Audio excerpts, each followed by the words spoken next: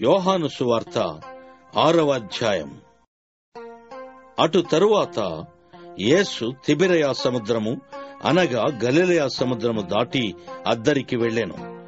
రోగుల ఎడల ఆయన చేసిన సూచక క్రియలను చూచి బహుజనులు ఆయనను వెంబడించిరి.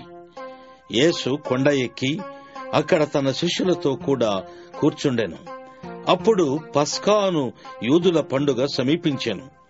కాబట్టి యేసు కనులెత్తి బహుజనులు తన యొద్దకు వచ్చుట చూచి, వీరు భుజించుటకు ఎక్కడి నుండి రొట్టెలు కొని తెప్పింతుము అని ఫిలిప్పునడిగెను గాని ఏమి చేయనయుండెనో తానే ఎరిగియుండి అతనిని పరీక్షించుటకు అలాగడిగెను. అందుకు ఫిలిప్పు, వారిలో ప్రతివాడును కొంచెము కొంచెము పుచ్చుకునుటకైనను 200 దేనారముల రొట్టెలు చాలవు అని ఆయనతో చెప్పెను. ఆయన శిష్యులలో ఒకడు, అనగా సీమోను పేతురు సహోదరుడైన అంద్రెయ, ఇక్కడ ఒక చిన్నవాని యొద్ద 5 యవల రొట్టెలు 2 చిన్న చేపలు ఉన్నవి, కానీ ఇంతమందికి ఇవి ఏమాత్రం అని ఆయనతో అనగా, యేసు జనులను కూర్చుండబెట్టుడి అని చెప్పాను. ఆ చోట చాలా పచ్చికయుండెను గనుక లెక్కకు ఇంచుమించు 5,000 మంది పురుషులు కూర్చుండిరి. యేసు ఆ రొట్టెలు పట్టుకుని కృతజ్ఞతాస్తుతులు చెల్లించి కూర్చున్న వారికి వడ్డించాను. అలాగున చేపలు కూడా వారికిష్టమైనంత మట్టుకు వడ్డించాను. వారు తృప్తిగా తినిన తరువాత ఏమీయూ నష్టపడకుండా మిగిలిన ముక్కలు పోగు చేయుడి అని తన శిష్యులతో చెప్పెను. కాబట్టి వారు భుజించిన తరువాత వారి యొద్ద మిగిలిన 5 యవల రొట్టెల ముక్కలు పోగు చేసి 12 గంపలు నింపిరి. ఆ మనుషులు యేసు చేసిన సూచక క్రియను చూచి, నిజముగా ఈ లోకమునకు రాబోవు ప్రవక్త ఈయనే అని చెప్పుకొనిరి. రాజుగా చేయుటకు వారు వచ్చి తన్ను బలవంతముగా పట్టుకొనబోచున్నారని యేసు ఎరిగి మరల కొండకు ఒంటరిగా వెళ్ళెను. సాయంకాలమైనప్పుడు ఆయన శిష్యులు సముద్రమునొద్దకు వెళ్లి దోణి ఎక్కి సముద్రపుటద్దరినున్న కపెర్నహూమునకు పోవుచుండిరి. అంతలో చీకటాయెను గాని యేసు వారి యొద్దకు ఇంకను రాలేదు. అప్పుడు పెద్ద గాలి విసరగా సముద్రము పొంగుచుండెను. వారు ఇంచుమించు 2 కోసుల దూరము దోణెను నడిపించిన తరువాత యేసు సముద్రము మీద నడుచుచు తమ దోణె దగ్గరకు వచ్చుట చూచి భయపడిరి. అయితే ఆయన, నేనే, భయపడకుడి అని వారితో చెప్పాను. కనుక ఆయనను దోణి మీద ఎక్కించుకొనుటకు వారిష్టపడిరి. వెంటనే ఆ దోణి వారు వెళ్ళుచున్న ప్రదేశమునకు చేరెను. మరునాడు సముద్రపుటద్దరిని నిలిచియున్న జన సమూహము వచ్చి చూడగా ఒక చిన్న దోణి తప్ప అక్కడ మరి ఒకటి లేదనియూ, యేసు తన శిష్యులతో కూడా దోణి ఎక్కలేదు గాని ఆయన శిష్యులు మాత్రమే వెళ్ళిరనియూ తెలుసుకొనిరి. అయితే ప్రభువు కృతజ్ఞతాస్తుతులు చెల్లించినప్పుడు వారు రొట్టె భుజించిన చోటునకు దగ్గరనున్న తిబెరయ నుండి వేరే చిన్న దోణెలు వచ్చెను. కాబట్టి యేసును ఆయన శిష్యులను అక్కడ లేకపోవుట జనసమూహము చూచినప్పుడు వారా చిన్న దోణెలెక్కి యేసును వెదకుచు కపెర్నహూమునకు వచ్చిరి.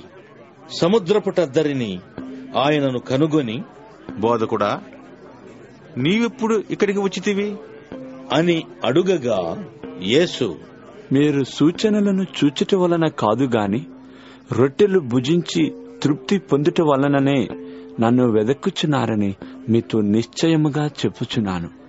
క్షయమైన ఆహారము కొరకు కష్టపడకుడి గాని నిత్య జీవము కలుగజేయు అక్షయమైన ఆహారము కొరకే కష్టపడుడి. మనిషి కుమారుడు దానిని మీకిచ్చును. ఎందుకై తండ్రి అయిన దేవుడు ఆయనకు ముద్ర వేసి ఉన్నాడు అని చెప్పెను.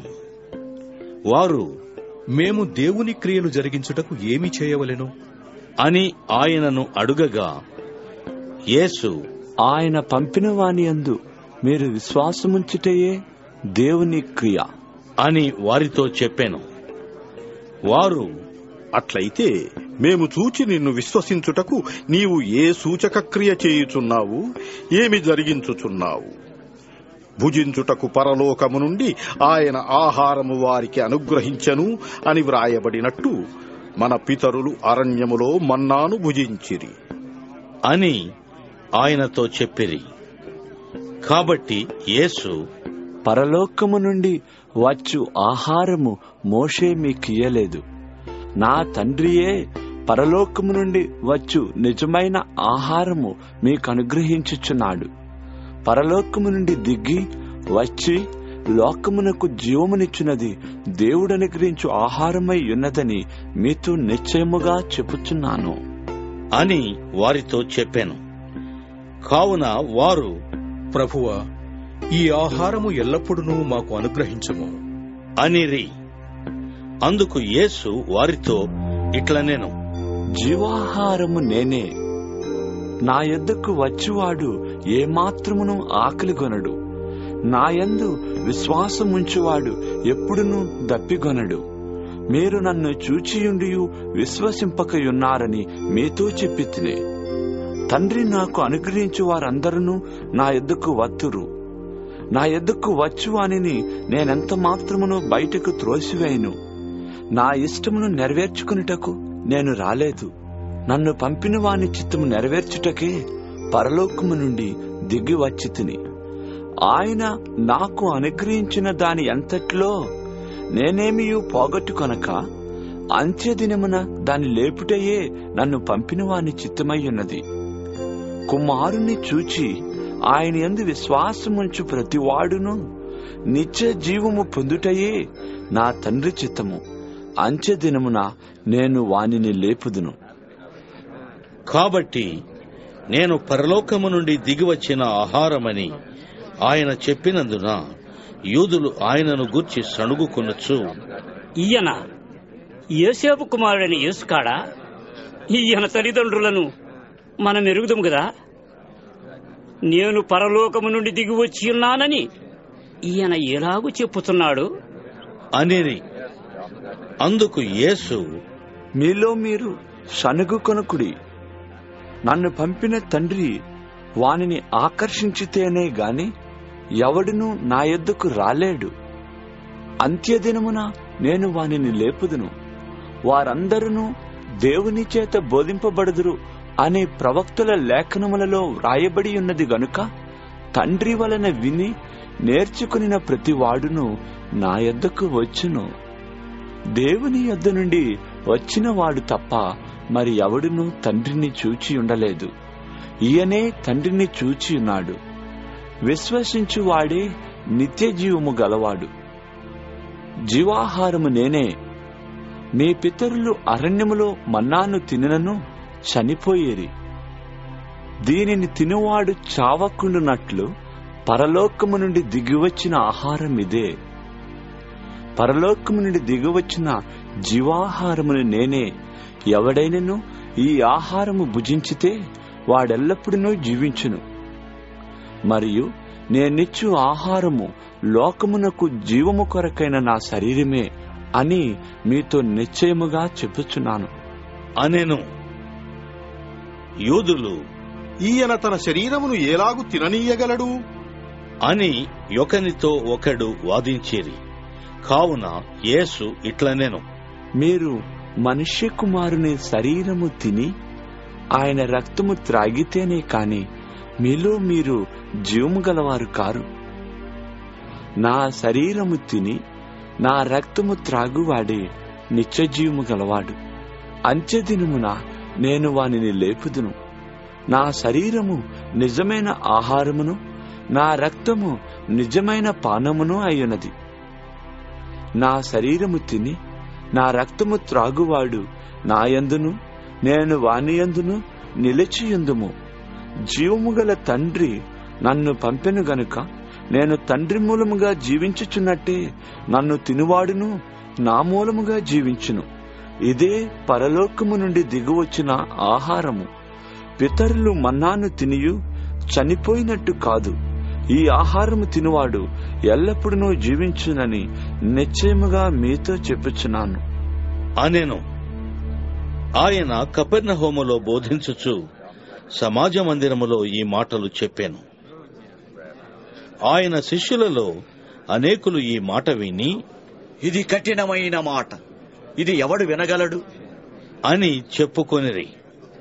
యేసు తన శిష్యులు దీనిని గూర్చి సణుక్కొనుచున్నారని తనకు తానే ఎరిగి వారితో ఇట్లనేను, దీని వలన మీరు అభ్యంతరపడుచున్నారా? అలాగైతే మనుష్య కుమారుడు మునుపున్న చోటునకు ఎక్కుట మీరు చూచినెడల ఏమందురు? ఆత్మయే జీవింపజేయుచున్నది, శరీరము కేవలము నిష్ప్రయోజనం. నేను మీతో చెప్పియున్న మాటలు ఆత్మయు జీవమునై ఉన్నవి. గాని మీలో విశ్వసించని వారు కొందరున్నారు అని వారితో చెప్పాను. విశ్వసించని వారెవరో, తన్ను అప్పగింపబోవాడెవడో మొదటి నుండి యేసునకు తెలియను. మరియు ఆయన, తండ్రి చేత వానికి కృప అనుగ్రహింపబడకుంటే ఎవడునూ నా యొద్దకు రాలేడని ఈ హేతువును బట్టి మీతో చెప్పి తిని అనెను. అప్పటి నుండి ఆయన శిష్యులలో అనేకులు వెనుక తీసి మరి ఎన్నడూనూ ఆయనను వెంబడింపలేదు. కాబట్టి యేసు, మీరు కూడా వెళ్లిపోవాలనని ఉన్నారా అని 12 మందిని అడుగగా, సీమోను పేతురు, ప్రభువా, ఎవని యొద్దకు వెళ్ళుదుము? నీవే నిత్య జీవపు మాటలు గలవాడు, నీవే దేవుని పరిశుద్ధుడవని మేము విశ్వసించి ఎరిగి ఉన్నాము అని ఆయనతో చెప్పాను. అందుకు యేసు, నేను మిమ్మను 12 ఏర్పరచుకునలేదా? మీలో ఒకడు సాతాను అని వారితో చెప్పాను. సీమోను ఇస్కరియోతు కుమారుడైన యూదా 12 మందిలో ఒకడయ్యుండి ఆయనను అప్పగింపబోచుండెను గనుక వాని గూర్చియే ఆయన ఈ మాట చెప్పెను.